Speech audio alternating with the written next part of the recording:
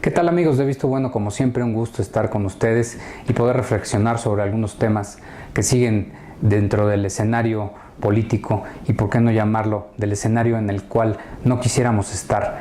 Pero debido a todas las tragedias climatológicas que han ocurrido por este país, la circunstancia se torna cada vez más difícil. Es decir, los presupuestos que se tenían planteados para el año siguiente, definitivamente, en mi pensar, serán ocupados para recobrar y rehacer la infraestructura carretera y todo lo que se perdió debido a estos dos fenómenos climatológicos.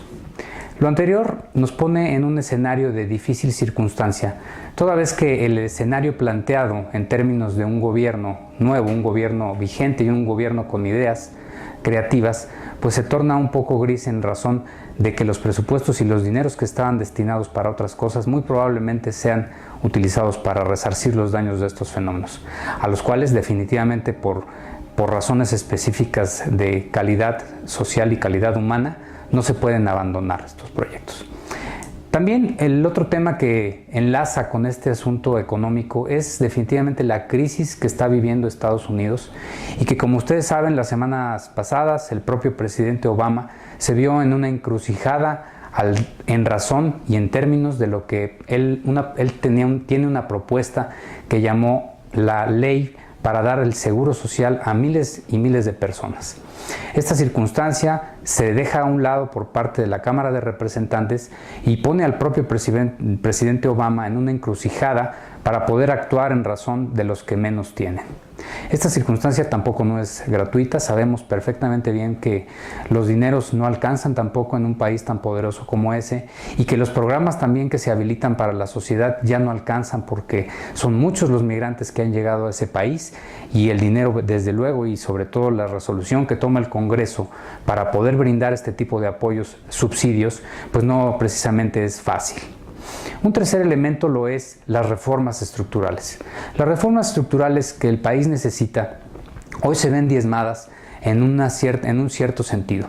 Lo digo en razón de que la propia reforma energética, que es en sí la gran reforma que necesitamos para echar a México adelante y para que Pemex sea productivo y para que Pemex le pueda dar y dé al país una certeza en cuanto al ingreso y al gasto, pues también está siendo sumamente cuidada y vigilada por los partidos. Hoy, voces de antaño comentan que la reforma no es viable y no es posible. Sin embargo, creo que para nuestra modernidad y para el México que hoy necesita, para el país que hoy necesitamos, México necesita este tipo de reformas. Dejemos de pensar que con una filosofía de antaño, y hasta cierto punto me podría yo decir que hasta mediocre, el hecho de que el petróleo no es de los mexicanos. Desde luego que es una propiedad nacional y es una propiedad de la nación. Y todos debemos ser, obviamente, beneficiarios de esta reforma, y ojalá que se dé, porque en verdad que estamos en un dilema. La reforma hacendaria que plantea el presidente Peña Nieto entró a la Cámara y viene a dar otro tipo de escenario en razón de que lo que se propuso ya no será precisamente lo que ahí se escribió, sino que va a haber algunos cambios. Creo que estos cambios son favorables y los partidos, sobre todo el partido hegemónico en términos de la mayoría de los partidos, de la mayoría de los representantes, el PRI, ha propuesto que no se graven diferentes productos y que no se afecte a la clase media, clase la cual ha sido la más sufrida durante muchos procesos democráticos y que ha sido dañada en su haber. Y la clase media, pues obviamente ha perdido el poder adquisitivo que genera economías y que genera cadenas productivas también. Entonces esos tres temas están a la pauta de lo que se vaya dando en estas semanas. Van a ser semanas muy difíciles. El término del año lo veo en verdad con escalas y con puntos de encuentro y desencuentro también, en donde el ingrediente que obviamente abona en negativo, pues son las marchas de los maestros.